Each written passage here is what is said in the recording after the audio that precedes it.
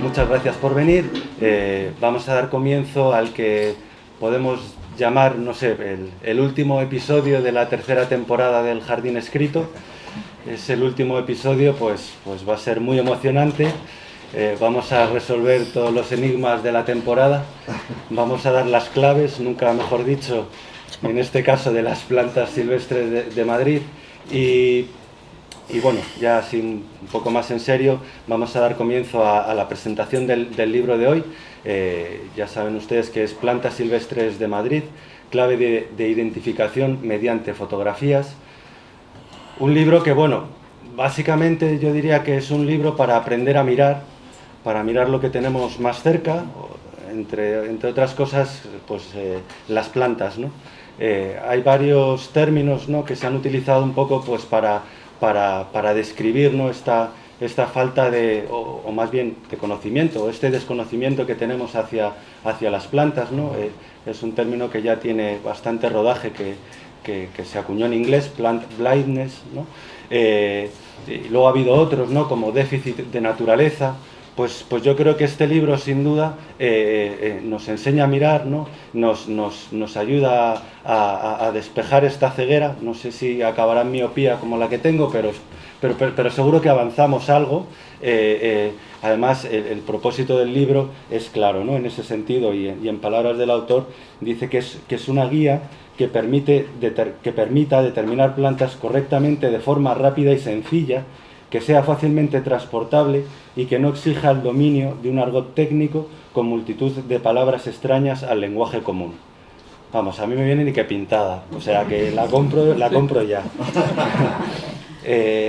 Y ya sin más, agradecer precisamente a su autor que haya tenido la amabilidad de venir a la biblioteca a presentar el libro.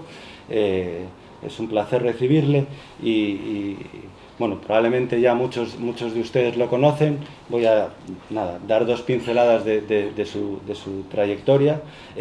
Fue durante muchos años profesor de zoología de la Universidad Complutense y se ha dedicado fundamentalmente al estudio y la conservación de las aves. En el plano conservacionista ha dedicado sus esfuerzos principalmente al desarrollo de la Sociedad Española de Ornitología, SEO BirdLife. Aunque luego, por añadir algo más, él se autodenomina simple aficionado. Bueno, habrá que verlo. Habrá que verlo. Muchas gracias. Bueno, muchas gracias, Félix. Buenas tardes. Muy buenas tardes a todos y todas. Y bueno, voy a intentar una presentación rápida. Trataré de dominar, de sobreponerme a este miedo escénico, porque realmente entrar en el Real Jardín Botánico pues se impone un tanto. Llegar a una biblioteca también surtida como la que hay aquí, con mi humilde librito, pues es un poquito... Pero bueno, yo espero que se me disculpe el atrevimiento y bueno, que se entienda que sobre todo es un libro que destinado, como bien has dicho, a fomentar la afición por las plantas, ¿no? A hacer que nuestra sociedad sea un poco menos ciega ante esa evidencia que hay, esa posibilidad de disfrute para mí. Bueno, vamos a ir moviendo esto. Voy a apoyar en este PowerPoint. Aquí está el que ha perpetrado este crimen, ¿no?, este libro, pues ilustrando un poco el ambiente. Se trata de ver las flores de nuestro entorno, de lo que hay alrededor de una ciudad, en este caso, como se puede ver por las torres del fondo, la de Madrid. Un mero aficionado, un jubilado, que ahora, después de muchos años, efectivamente, de dedicarme a la zoología y más en concreto a los pájaros, pues he retomado un poco inquietudes de la primera juventud, ¿no? Y he vuelto un poquito a las plantas. Yo siempre he dicho un poco en broma, ¿no?, que cuando me jubilara iba a tratar de ser botánico en lugar de ornitólogo. Bueno, pues en esas estoy. Lo que pasa es que empezando porque las plantas son muy difíciles. Realmente es un mundo nuevo, complejo, con una diversidad apabullante y que cuesta mucho meterse. Aquí pongo para situar un poco a ustedes el Bonnier que yo tenía en la facultad. Yo estudié biológicas, la cátedra de Rivas Martínez, y allí intentábamos aprender un poquito de botánica. El libro, abajo la firma pone 1972, o sea que hace ya un tiempo de aquello. Y bueno, esto es lo que teníamos entonces, este Bonnier para clasificar las plantas. Para mí era un problema, sobre todo porque estaba escrito en francés, y yo nunca había estudiado francés. Entonces tendría que aprender eso, que feuille era hoja, que tige era tallo, etcétera, etcétera, ¿no? Ahí poquito a poco. Es cierto que no tiene palabras técnicas, se evita cuidadosamente, y eso es un poquito lo que yo también he intentado. Gastón Bonnier, que murió pues en 1922, y Georges de Layens, que era apicultor también. Hay unas panales, un tipo de panales que son los Layens, ¿no?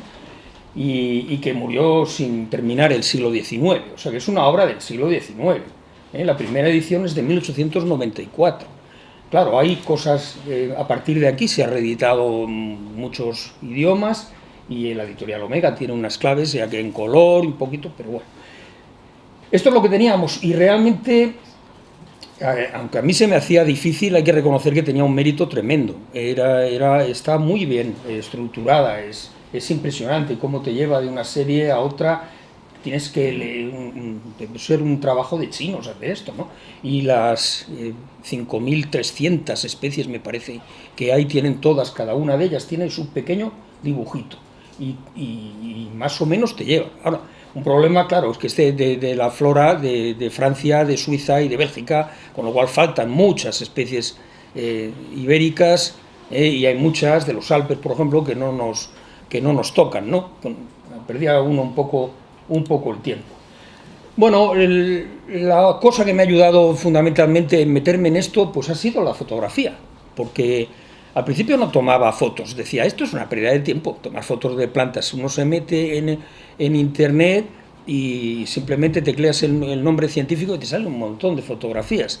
Sí, pero bueno, luego me di cuenta que si tiene uno un macro bueno, y con la fotografía digital actualmente es un verdadero milagro, ¿no? Entonces uno puede ver las fotos con este detalle, y es una verdadera maravilla. Tú dices, ya las centaureas ya no es una cosa difícil, que tienes que andar mirando las brácteas, que si tienen fimbrias, que si no, pero si eso es que se ve. Y además, bueno, pues a partir de ahí va uno acumulando y acumulando fotografías y haciéndose listados, y poco a poco pues vas avanzando. Tuve una serie de ayudas que, bueno, hay que ser agradecido y mencionarlas. Una bastante curiosa, no sé si se lee muy bien, Catálogo y Estudio Florístico Comparado de la Casa de Campo de Madrid. Esto es una tesina inédita, pero que se dio la circunstancia de que yo había estado en el tribunal y yo la tenía por ahí por casa. Yo tenía un ejemplar que me dio la autora, eso, cuando ella era estudiante y yo profesor de la Autónoma. Pues, bueno, eso me vino muy bien, porque ahí ese fue el primer sitio donde yo fui comparando lo que había en la Casa de Campo, lo que no había. La Casa de Campo está al ladito de mi casa, lo cual era mi territorio más habitual. Otra listado muy interesante, otro catálogo, es el de la flora vascular de la ciudad complutense, ciudad universitaria de Madrid, que abarca tanto los terrenos de la ciudad universitaria propiamente como los de Somosaguas. Entonces es un listado bastante grande. Y aquí otro también de una alumna que fue alumna mía en la Autónoma, en Mar Génova, conocida por algunos de los que están aquí, que es flora vascular del Monte de Valdelatas. El Monte de Valdelatas es uno que está al lado de la Autónoma. Bueno, pues esto me vino muy bien. Luego me apoyé en los catálogos que había. Hay un par de ellos, este de aquí, que la tesis de Nicolás López Jiménez, ¿no? Tiene un catálogo de plantas vasculares de la Comunidad de Madrid. Y luego este otro de Morales Valverde, catálogo de plantas. Bueno, hay otro más, que es el de Grijalbo, que es accesible en internet y es también más completo, quizá más actual, ¿no?, que estos dos de aquí. Bueno, libros, por supuesto, hay que irse apoyando para tratar de identificar. A veces no sé yo si todo lo que hay por ahí lo habré identificado bien, si hay cosas, en fin, que me perdonen y si es posible que me corrijan, ¿no? Bueno, pues Javier Grijalvo tiene un par de libros, hay uno más moderno, este es La vegetación y flora de Madrid, con este empecé, luego tiene otro que se llama simplemente Flora de Madrid y tiene es grande, con un buen número de plantas y además con mapitas de distribución, que también fueron muy útiles para decir, así en una primera instancia, si tenía posibilidades de verlo en entorno madrileño o no, en el entorno de la ciudad. Porque una cosa que hay que decir es eso, bueno, luego es que me cambiaron un poquito el título, porque yo había puesto plantas de Madrid, ciudad y alrededores. No pareció eso demasiado comercial y me lo quitaron, pero conseguí que en la portada, por la parte de atrás, ponga muy claro que es eso, los alrededores de la ciudad de Madrid. Más o menos lo que hay entre, digamos, Las Rozas, Torrelodones, hasta el Jarama, el Manzanares, bueno, pues es un radio de unos 20 kilómetros alrededor de la Puerta del Sol.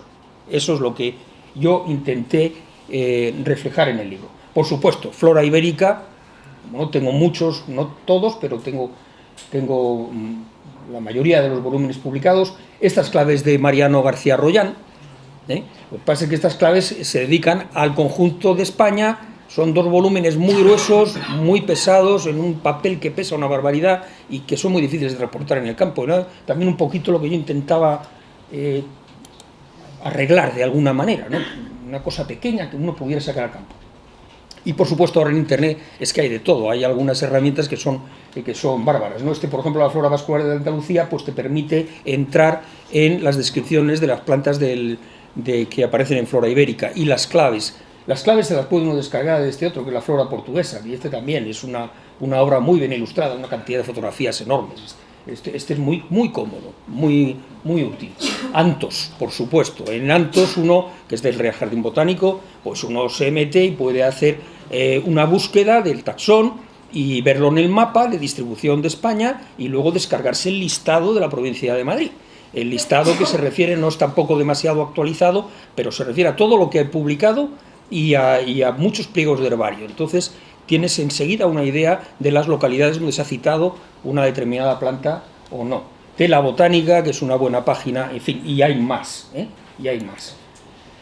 Y bueno, el resultado es esto es lo que se destiló al cabo del tiempo, al cabo de, pues han sido unos 3 años mínimo, ya había hecho algún esbozo previo, a partir de confeccioné unas primeras claves y bajé fotografías de internet, las junté, vi si eso funcionaba o no funcionaba, y un segundo año, un tercer año, y ya finalmente el año pasado ya completé las fotos que me faltaban unas 60 especies, no todas, finalmente como 7 u 8 plantas que quería sacar y que no pude, pero bueno, luego la editorial se puso en contacto con fotógrafos, uno de los que aportó más, precisamente Javier Grijalvo, y con eso pues ya se terminó, ya pude ilustrar todo lo que pretendía en un principio. Bueno, pues es un librito pequeño, ya por ahí había algún ejemplar, 12 centímetros de ancho, 20 de alto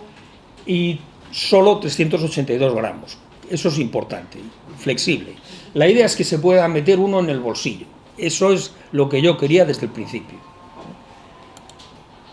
Bueno, ¿cómo funciona? Pues unas claves de identificación, básicamente es lo que es, no es otra cosa, pero apoyadas en fotos. Supongamos que hemos encontrado esta planta, esta es común, por ejemplo, en los arroyos de la Casa de Campo, en la ribera del Manzanares, en el Pardo, una planta bastante corriente y grande, hermosa, con unas buenas fotos. Bueno, pues uno vería que es una planta con una flor irregular, no es de estas regulares, ¿no? Sino irregular. No es corola papilionácea, o sea, tipo guisantes, fabáceas, ¿no? Bueno, pues todo ya vendría aquí. Y no tiene espolón, ni tiene tampoco espolón en forma de saco, hacia atrás, como una fumaria. Tiene labios, sí, pero no son bien marcados, no son labios bien marcados, ¿no? Como los que pueda tener una labiada. Perdón, esto es un dragoncillo, ¿no? Y es un misopates, me parece, misopates. y este es un teucrium que tiene solamente un labio, pero bueno, se ve claramente, ¿no? Es una labiada. Bien, no es una labiada, entonces llegaría aquí. Corola sin labios bien marcados, es decir, labios, pero no bien marcados, y ya se va uno a este conjunto séptimo, 7 me parece, ¿no? Sí. Bien, entonces página 80, y aquí ya tienes el conjunto, y se trata de ir viendo. Hojas en forma de cinta, vamos a cosas muy obvias, muy sencillas, fáciles de ver en las fotos, esa es la idea. Entonces, hojas en forma de cinta, bueno, eso nos quita todas las que son monocotiledóneas, ¿no? Y quitamos ya los gladiolos, quitamos las pocas, muy pocas ofris que hay aquí en esta zona que digo. Hojas en forma de cinta. La planta no está cubierta de cerdas ásperas, entonces quitamos el género Equium. Los pétalos no están muy divididos en muchas partes como los reseda, y entonces pues al final se queda uno aquí en pétalos de limbo no dividido. Y la corola es más o menos globosa, labios o no, los lóbulos son pequeñitos. Bueno, pues ya tenemos las dos que hay, entonces se trata de ver cuál de estas dos es. Si recordáis la foto anterior, pues dice, bueno, pues claramente es esta, la crufularia acuática, ¿no?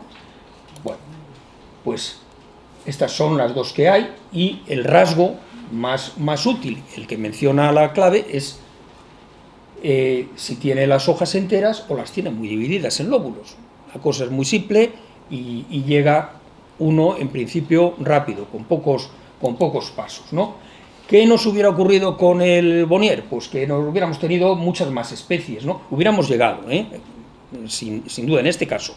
Hubiéramos llegado con alguna salvedad. Bueno, las hojas no son velúes, que recuerdo que eran velludas más o menos, o pilosas, ¿no? Bueno, pues no son velludas, con lo cual vienes aquí, y hojas muy divididas, y ya escrofularia canina. Todas las demás tienen las hojas. Y bueno, pues aquí eliminaríamos algunas que no hay o que son raras, y llegaríamos a esta escrofularia acuática, que es un sinónimo antiguo, ya pasado de moda, de la auriculata, ¿no? Estas son las que hay también en Madrid. En Madrid hay otras 3 especies, pero no están en la zona que yo cubrí, La alpestris, la lirata, que en realidad para muchos era simplemente una subespecie, que la otra, y es sinonimia en cierta manera, ¿no? Bueno, depende de qué autores lo consideran especie o no. Aquí ya es difícil, hubiera sido difícil ya meter esta, porque tienes que aludir para diferenciarla a caracteres pues ya muy finos. Por ejemplo, el estaminodio. El estaminodio es este pequeño estambre transformado, estéril, que hay aquí. Este es el estaminodio. Entonces, si el estaminodio es más ancho que largo, pues es la lirata, y si no es la auriculata, ya cosas pues muy delicadas, ¿no? Y esta alpestre y estas corodonias son de las que tienen hojas velludas. Así que, bueno, cuento esto porque es muy importante la reducción de especies que supone la concreción geográfica. A medida que vamos reduciendo el ámbito geográfico, pues vamos teniendo más fácil hacer una clave. Cuanto más grande sea, pues peor. Entonces, en los alrededores de Madrid tenemos 2 especies, en la Comunidad de Madrid tenemos 5, en el conjunto de España hay 22 de la península ibérica, y hay unas 200 especies en el mundo. Obviamente, pues cuando más especies metes, tienes que bajar a unos detalles que ya no es tan sencillo como decir hojas divididas, hojas no divididas. Pero como lo que se trata es de que la gente del entorno de Madrid, y yo he estado pensando todo el tiempo, por un lado, en el colectivo de estudiantes, bien porque biológicas, en farmacia, en montes, en tantísimas cosas, pues necesitan saber de plantas, ¿no? Y es decir, me ponía en mi piel cuando hace casi 50 años andaba yo también estudiando, o en los señores que tienen que hacer oposiciones, que también son unos pocos, y también tienen mucho problema para encontrar una cosa sencillita.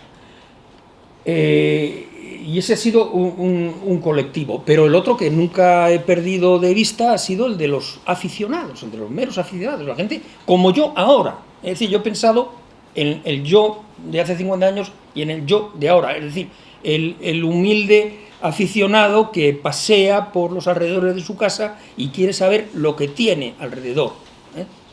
Bueno, pues Eso es lo que espero haber conseguido. La guía tiene además una segunda parte, pero son datos muy básicos, muy simples. Ya digo que información no falta. Y lo que no tiene mucho sentido es recargar un libro a base de meterle datos y más datos y más datos para que al final sea intransportable, que uno no se lo puede llevar al campo. Entonces, ojo, si tú sabes el nombre científico, ya vete al ordenador, incluso en el campo, con tu tablet, si tienes datos, pum, pum, pum, pum, metes y te sale una cantidad de información tremenda.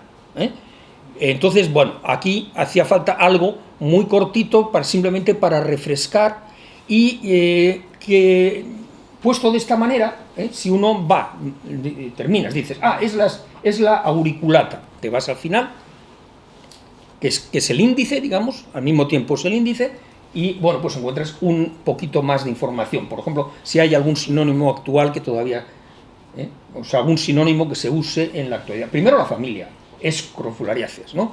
Después, Crofulariata, sinónimo.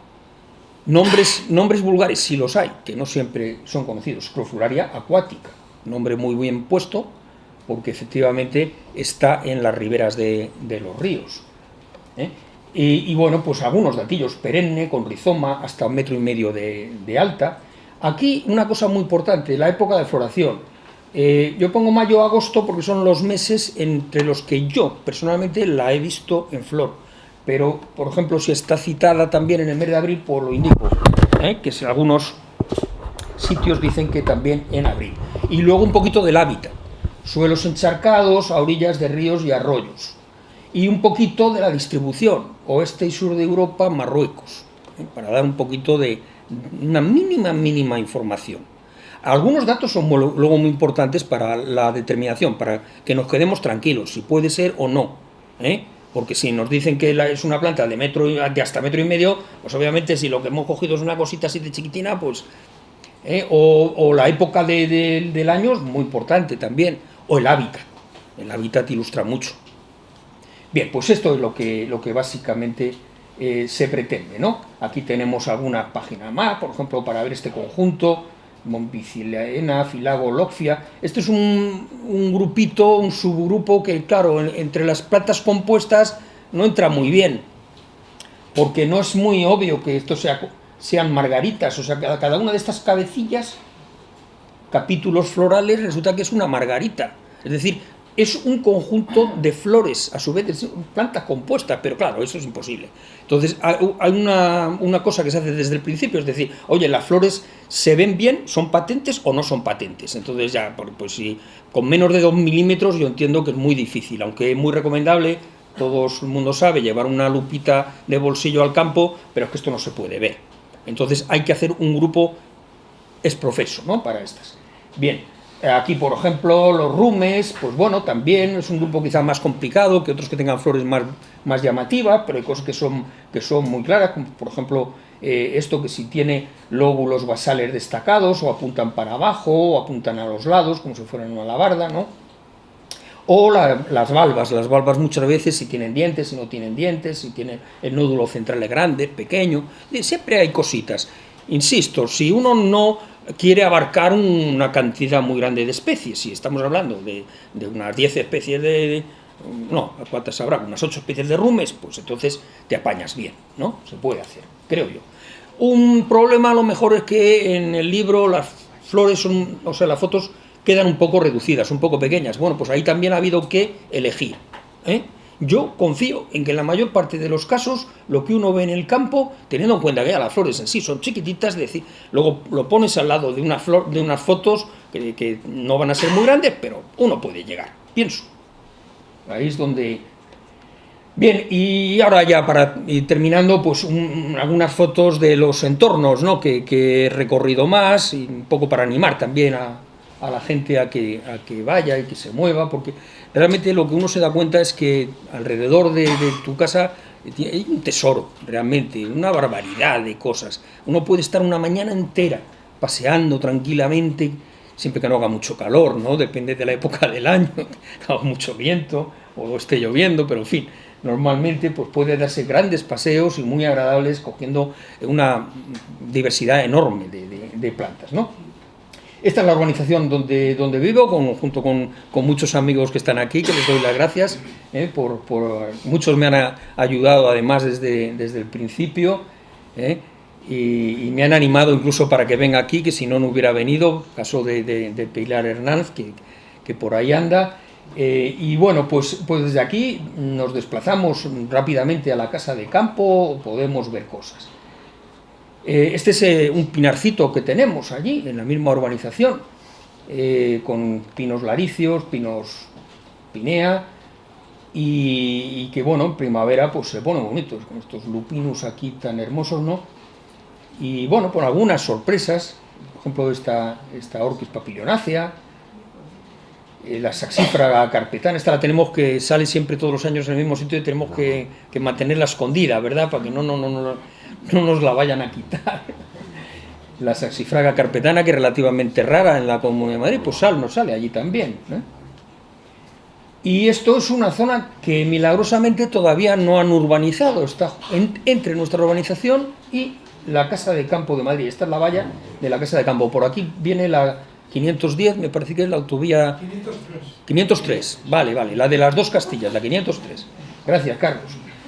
Y bueno, pues aquí ha quedado una zona que de momento no han podido meterle mano los urbanizadores, los constructores de turno, y es una verdadera joya, ¿eh?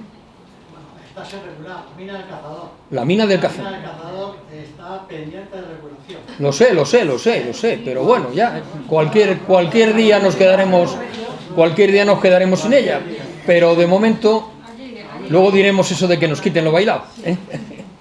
Bueno, pues estas son algunas de las plantas que hay. Por ejemplo, el año pasado que llovió mucho, parecía una plantación de gladiolos. Era impresionante la extensión de gladiolos que teníamos allá atrás.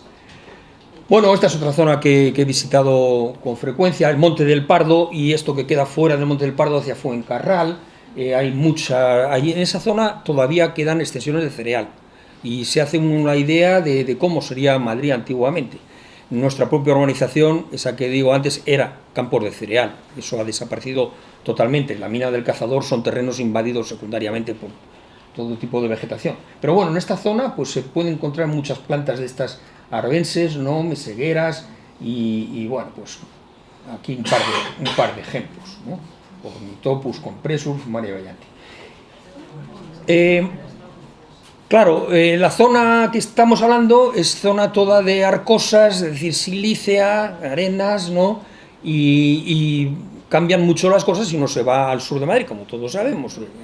Aparecen los sustratos básicos, los yesos, las calizas en algunos casos, y todo cambia.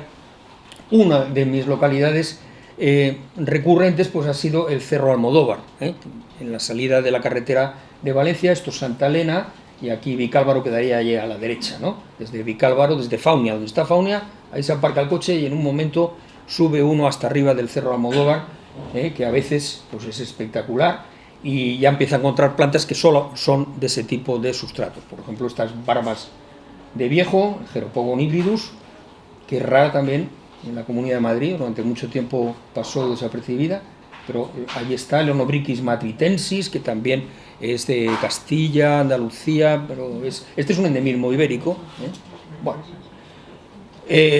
obviamente los ríos pues son muy importantes, hay toda una flora peculiar, y bueno, pues muchos sitios he recorrido, empezando por el Monte del Pardo o las riberas del Guadarrama, las Rozas y para abajo, o el río Jarama, y el Manzanares. Este es el Manzanares, esto es lo que más cerca quizá queda. Esta es la zona de Butarque, digamos, por debajo del Parque Lineal del Manzanares. Pues también aquí aparecen cosas interesantes. Muchas pasa con estos ambientes con mucha humedad, aparecen enseguida muchas especies introducidas, exóticas, más o menos invasoras, ¿no? A veces no son tan invasoras porque están solamente en ese tipo de ambientes muy transformados, con mucha agua, entonces no suponen un gran riesgo. Y bueno, pues siempre añaden, no estoy defendiendo en absoluto, ¿no?, que estén estas plantas en nuestra flora, pero ya que están, pues uno las disfruta en lo que pueda. Este Physalis philadelphica, por ejemplo, es el tomate verde que llaman los mexicanos, que lo cultivan, tomate de cáscara, ¿no? Y ahí a las orillas del Manzanares, donde digo, en esa zona de Butarque la hay. O esta Vedelia glauca, el sunchillo, pues una planta también parece que originariamente de Estados Unidos, pero luego ha invadido toda América y es un problema en Argentina, un problema grande. De otra cosa porque es venenosa.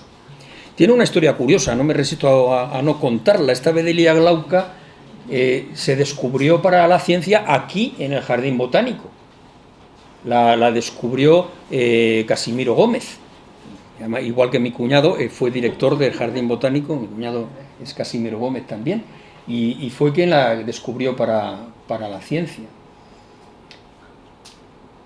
Bueno, y un sitio muy peculiar, hay muchos más, que podría mencionar, por ejemplo, eso, la propia Casa de Campo, no he puesto ninguna foto, el Monte del Pardo, sitios que he ido mucho, el Monte de Valdelatas, como digo, zonas más forestales, pero he querido sacar cosas no forestales, ¿no? Un poco a propósito.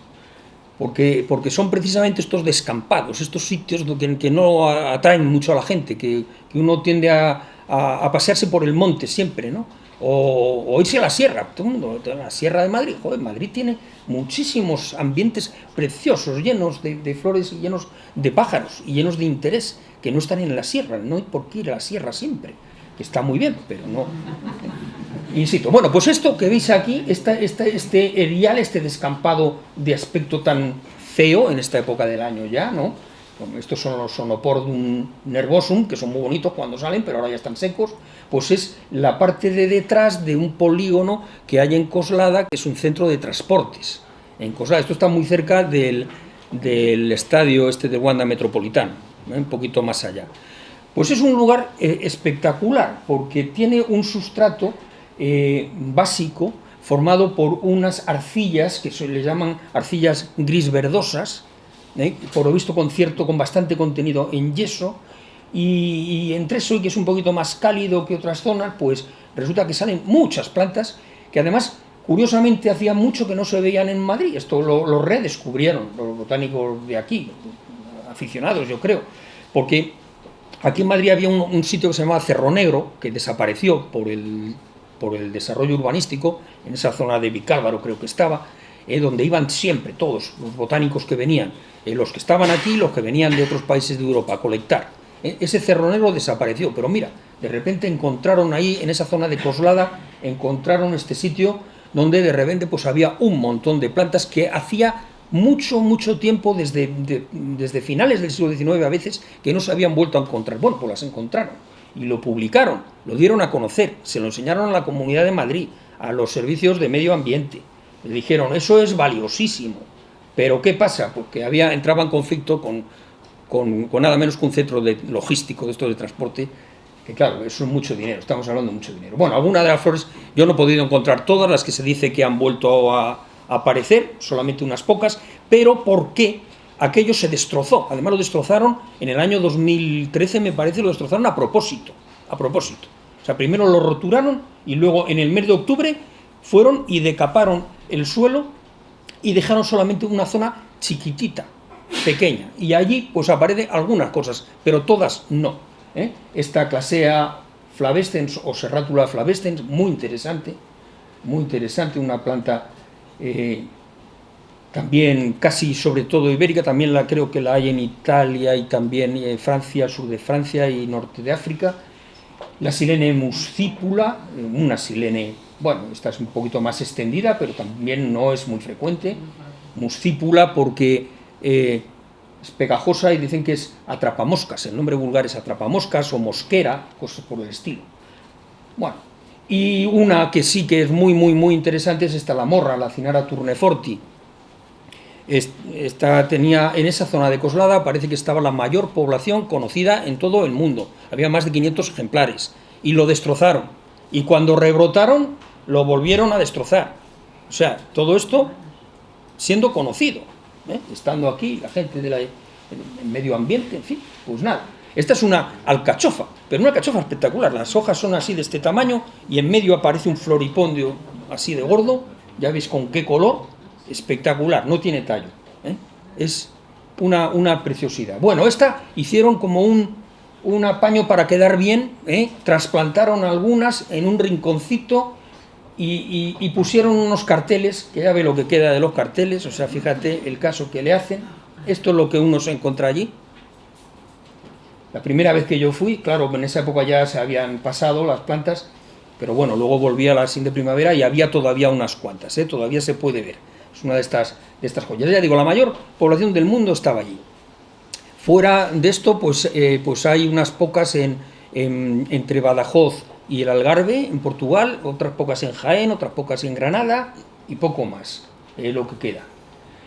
Y digo yo, no sería tan difícil recurrir a esta figura que lleva ya mucho tiempo en la Comunidad Valenciana, microrreservas de flora, son reservas pequeñitas, hasta 20 hectáreas, ¿no? Y muchas veces son aún más pequeñas, pero si están bien elegidas, pues pueden salvar a poblaciones críticas de muchas especies de plantas. Y es que esto parece que estamos hablando, pero hace solamente 3 días en los periódicos apareció que hay constancia ahora mismo de la desaparición de más de 600 especies de plantas en el mundo.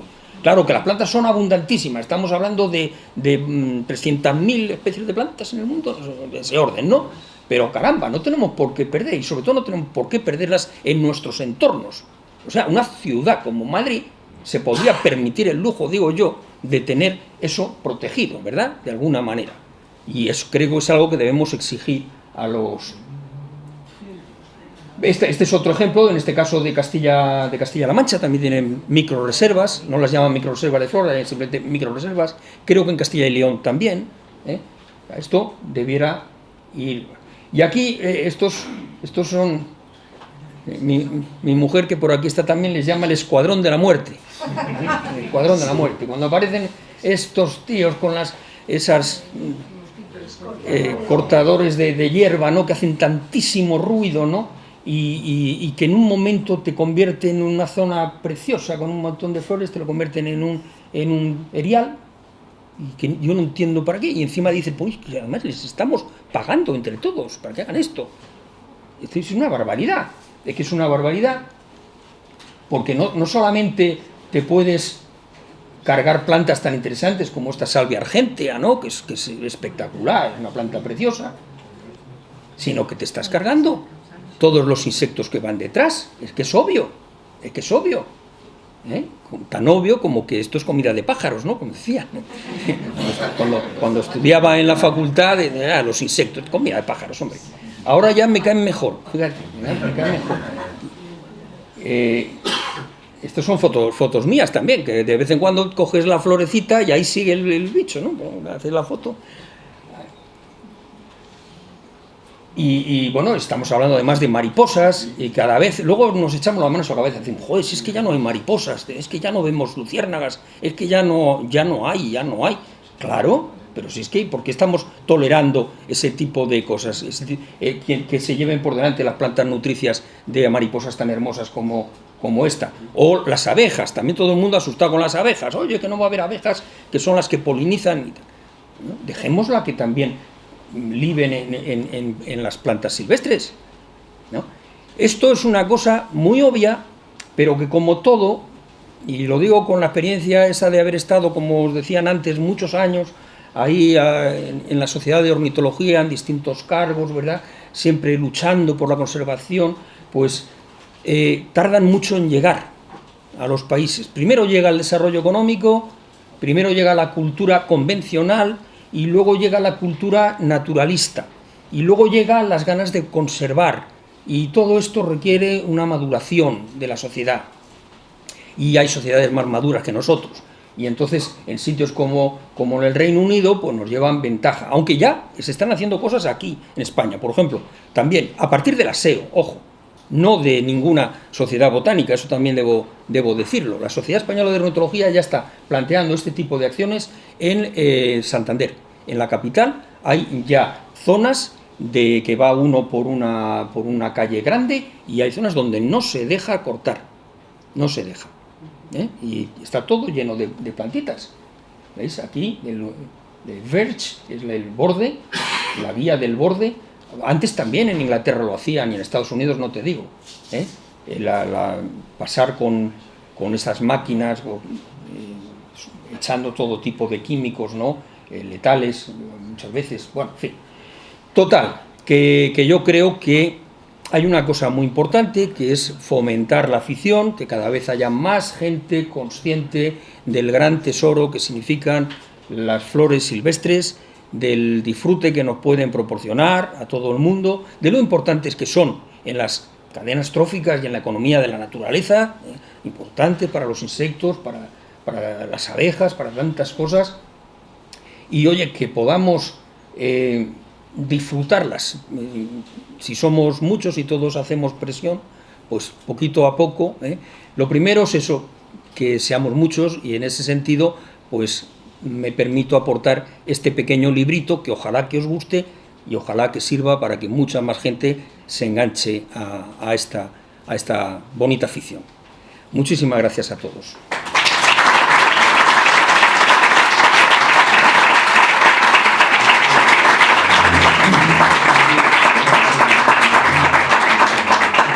Y no sé si tenéis alguna pregunta, no sé si me he alargado en exceso.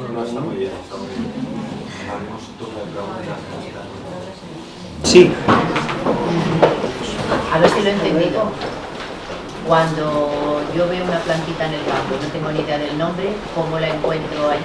Claro, veo la foto, pero no, ¿a dónde tengo que ir? Bueno, pues sí, como he intentado explicar, hay primero una clave inicial.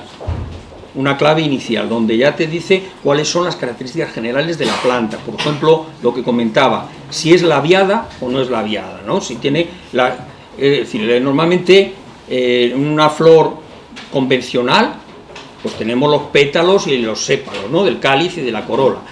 Hay en el libro, por la parte de atrás, unos dibujitos, hay unos dibujos generales para todo tipo de plantas, hablando de la forma de la hoja.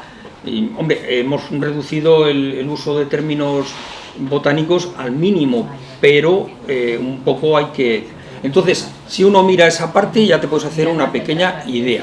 En la parte de detrás, las guardas posteriores, creo que como se dice técnicamente, pues en las guardas posteriores hay también dibujitos, pero ya de las familias más conocidas, por ejemplo, las compuestas o asteráceas, ¿no? Las labiadas o lamiáceas, las leguminosas, ¿no?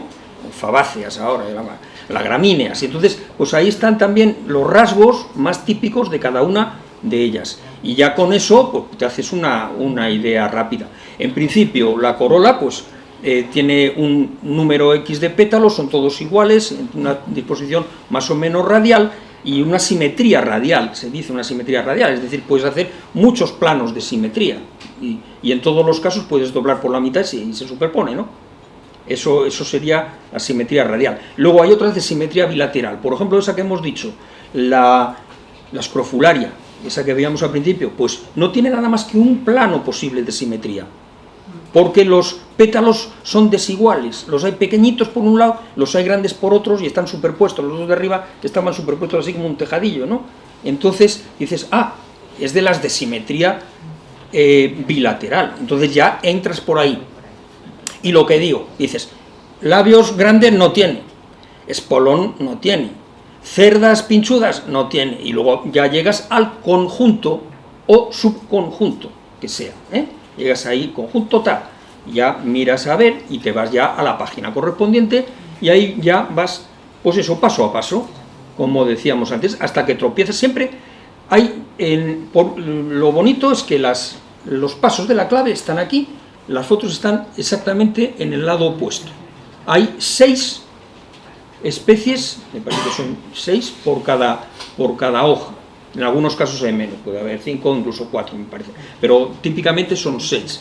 Y entonces tienes la descripción justo enfrente de las 2 fotografías. Para cada especie pongo 2 fotos, una para que dé una idea un poquito del porte, del aspecto de la planta, y otra para que dé, en lo posible, que no siempre es posible, pero en lo posible, el detalle que nos interesa.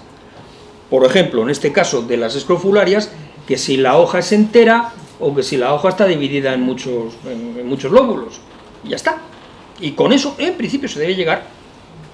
Y es entretenido, pero es cuestión de práctica, porque con un poquito de práctica tú ya al final, después de haber hecho ya varias compuestas ya no necesitas empezar desde el principio. Dices, bueno, esto es una compuesta, es una margarita, entonces me voy directamente a la clave de las compuestas, tipo margarita, ¿no? Entonces ya te ahorras ya toda una serie de pasos y bueno, pues es mucho más sencillo, ¿no? A medida que vas, y luego finalmente, pues dices, esto no tengo mucha idea, pero en fin, creo que es un trébol, ¿no? Un trifolium, y te vas, miras atrás, dices trifolium, y ya ves dónde empieza la clave. Te vas delante, trifolium, venga, y ya, yo creo que con un poquito de uso, como todo en esta vida, pues se va rápido.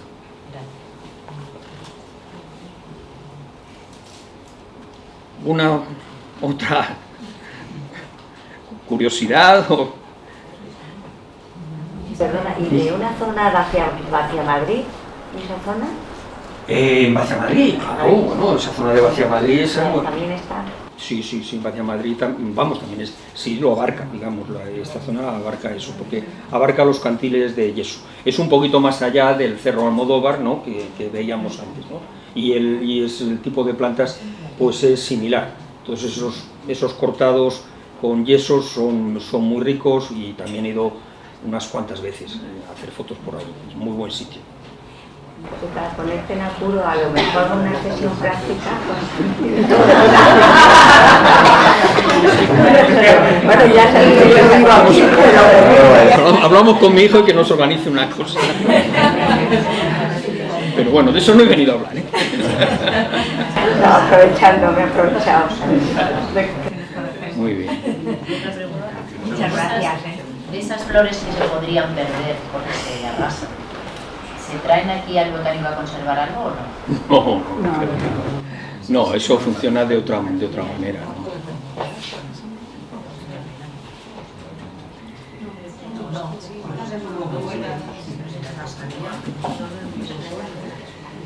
Bueno, pues si no hay más preguntas, muchas gracias a todos y nos vemos.